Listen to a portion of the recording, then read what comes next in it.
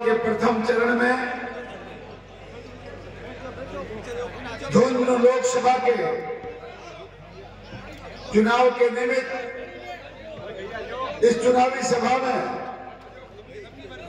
Bharatiya Janata party के समस्त कार्यकर्ता, वरिष्ठ और श्रेष्ठ कार्यकर्ता और मोदी के परिवार को जो मंच पर और मंच के समक्ष विराजमान है, आपका एक कार्यकर्ता भाई आपको प्रणाम करता है, आपका अभिनंदन करता है, आपका स्वागत करता है। कार्यकर्ता बंधु, मैं बहुत छोटा सा कार्यकर्ता हूं। मुझसे वरिष्ठ और श्रेष्ठ कार्यकर्ता आदरणीय नंदकिशोर जी महरिया साहब, भाई मधुसूदन जी भिंडा, हम दोनों 2 महीने तक लगातार उत्तर प्रदेश में भाई की तरह लगातार वहां प्रचार प्रसार में रहे हैं। मेरे अजीज और ये सम्मानित मंच जिस पर मेरे समधी जी भी विराजमान हैं, वकील साहब भी विराजमान हैं, समस्त मोदी परिवार के लोग जो मंच पर भी हैं और मंच के समक्ष भी मोदी परिवार बैठा है। आपकी इस ऐतिहासिक सभा को देखकर कोई राजनीतिक व्यक्ति ऐसा नहीं होगा जो आपको छोड़ के जाने का मन करेगा। ऊपर से इंद्र भगवान की मेहरबानी, जाना कहीं नहीं है, फतेहपुर में रात को वापस आना है। फिर मजबूरी यह है कि मलसीसर में एक सभा जो बहुत अनेकों गांवों से बुलाकर आहूत की गई है, गलती मुझसे हो गई। मैं समझा 8 बजे सभा शुरू होगी, उन्होंने मुझे आदेश दिया था कि 8 बजे समापन कर देंगे और शायद 8:30-9 बज गए। मलसीसर जाना है, वहां कार्यकर्ताओं से मिलना है और वापिस फतेहपुरी आना है। प्रातः गांव में कार्यक्रम है, आप लोगों से रात को भी और सुबह भी मिलने का प्रोग्राम है। इसलिए मैं आज कुछ सोच के बात जरूर करूंगा, पर मैंने हमारे नेताओं से निवेदन किया है, एक दिन आज शहर का कार्यक्रम है, एक दिन शहर और बारगांव सबको मिलकर एक थोड़ी बड़ी सभा का निवेदन मैंने से किया है और दिन दिल खोलकर अपन बात करेंगे। कार्यकर्ता बंधु, आने वाली 19 तारीख को होने वाला चुनाव कोई छोटा मोटा चुनाव नहीं, चुनाव होते आ रहे हैं। एक ही परिवार और एक ही सरकार ने इस देश में वर्षों तक राज किया है, पर 2014 के बाद इस देश की राजनीति में परिवर्तन आया है। ऐसा परिवर्तन आया है, ऐसे सक्षम हाथों में नेतृत्व गया है जो जब जो चाहे देश के हित में वो चुटकी बजाते ही कर डाले। 370 की धारा हटाने का मामला हो, वो 35A हटाने का मामला हो, वो 3 तलाक खत्म करने का मामला हो, वो चाहे CA का कानून बनाने का मामला हो।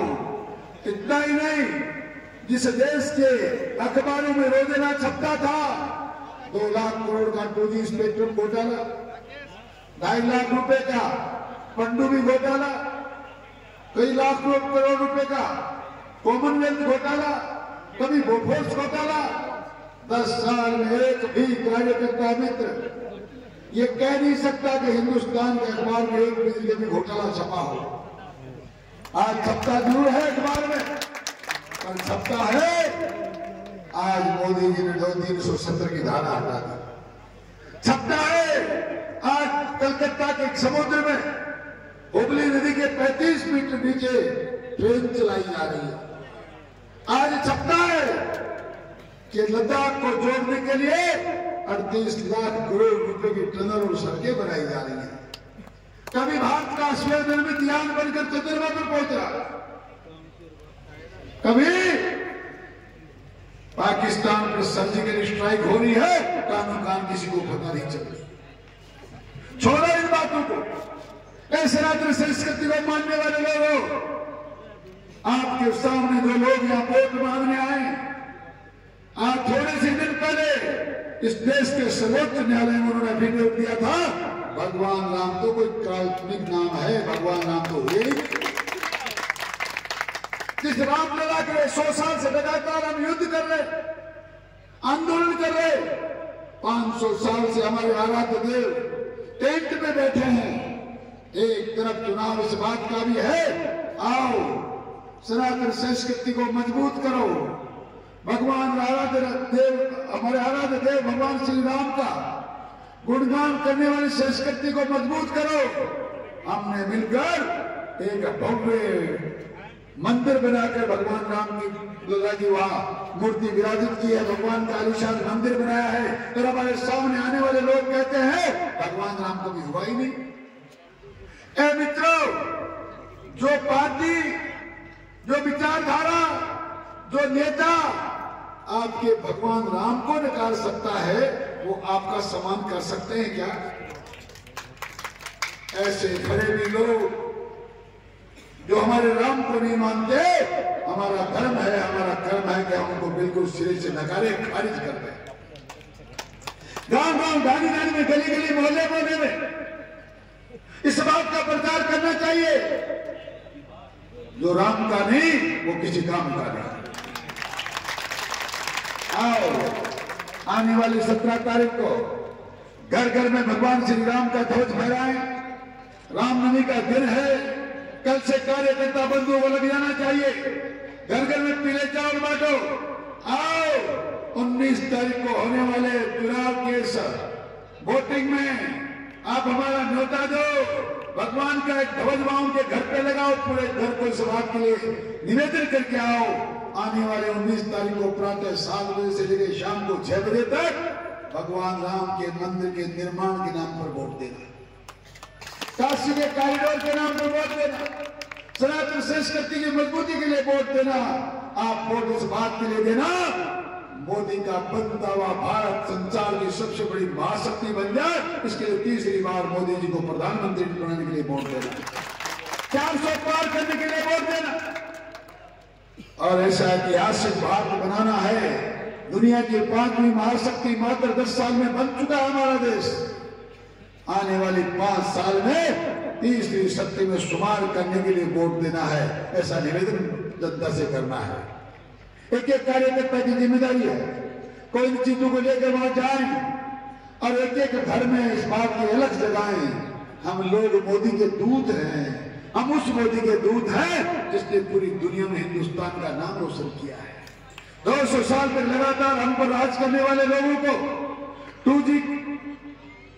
G20 के सम्मेलन में नंगे पांव चलवा दिया। मां भारती के सामने जब लोग पुष्पांजलि करने जा रहे थे, जूते पहन कर जा रहे थे, मोदी जी की आंख देख के जूते निकाल कर सीधे नंगे पांव हो गए। कोई मोदी जी के सर पे छाया करने के लिए छाता लेके घूम रहा है, कोई कदमों में चरण स्पर्श कर रहा है। और करे भी क्यों नहीं कार्यकर्ता में बंधु, यूक्रेन और रशिया का युद्ध याद है ना? यूक्रेन और रशिया के युद्ध में हमारे लाखों बच्चे जो पढ़ाई करने गए थे, लड़ाई में फंस गए। माताओं को, पिताओं को बड़ी चिंता हुई। परिवार ने मोदी जी से संपर्क किया। मोदी जी ने अमेरिका से कहा, चाइना से कहा, बैठो कोई बात करो, हमारे बच्चे सुरक्षित हैं। सबने हाथ ऊपर कर दिए। फिर उस मोदी के दूत बनकर हम आपके बीच में आए हैं। अब उस मोदी के लिए वोट मांगने आए हैं जिसकी जान ना परवाह नहीं करता किसी अमेरिका और चाइना की। रशिया के राष्ट्रपति को फोन उठाकर लगाया, यूक्रेन के प्रधानमंत्री से बात करी। 48 घंटे जब तक मेरे बेटे बेटियां तुम्हारे देश से सुरक्षित सीमाओं से बाहर नहीं निकल जाते, खबरदार, युद्ध तो दूर की बात है, मेरे बच्चे जिस बस में बैठते हैं उसके 100 मीटर आगे, 100 मीटर पीछे अगर पटाखा चला दिया ना तो तुम जिंदगी में किसी कुछ करने लायक बचोगे नहीं। उन मोदी के लिए हम लोग वोट मांगने आए हैं। उस मोदी के दूत हैं जिसने अभिनंदन को जब पाकिस्तान में प्लेन क्रैश होने के बाद, एयरक्राफ्ट क्रैश होने के बाद अभिनंदन पाकिस्तान में पकड़ा गया। यूएनओ में बात करी, कई देशों से बात करी। लोगों ने कहा इस प्रकार दूसरे दुश्मन के देश में जाने वाले व्यक्ति को बिना इस तरह आसानी से छोड़ नहीं सकते, समय लगेगा।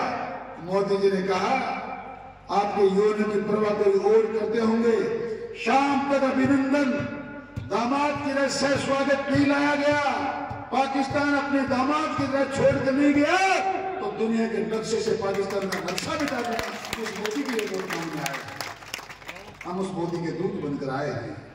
आइए हमारा सम्मान कीजिए, मोदी जी का सम्मान कीजिए। हमारा कोई प्रत्याशी नहीं है, कोई शुभकरण चौधरी चुनाव नहीं लड़ रहा। हमारे दो ही काम है, कमल के फूल का बटन दबाना है, नरेंद्र मोदी को भारत का प्रधानमंत्री बनाना है। यही एक सपना है, इसीलिए आपके बीच में आते हुए आपका बहुत बहुत धन्यवाद। जय हिंद, जय भारत।